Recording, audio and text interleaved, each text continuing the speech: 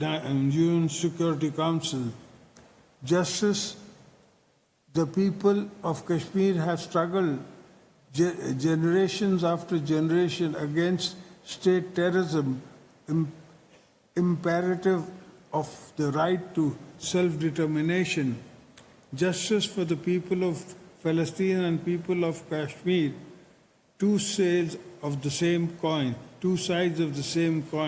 They can only achieve through the implementation or interaction law of the UN resolution and moral clarity of the international community.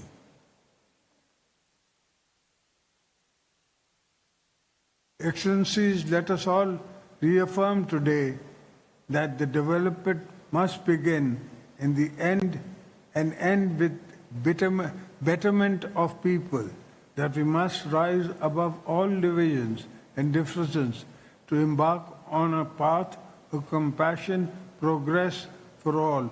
May our resolve today become the reality of a fair, human, and more hopeful world tomorrow. Thank you, everybody. I thank the President of... I now invite His Excellency... Order with a new threat in the form of weaponization of water, violation of the Indus Water Treaty. This poses a serious threat to the cut of water off for 240 million Pakistanis. Such tactics cannot and will not succeed.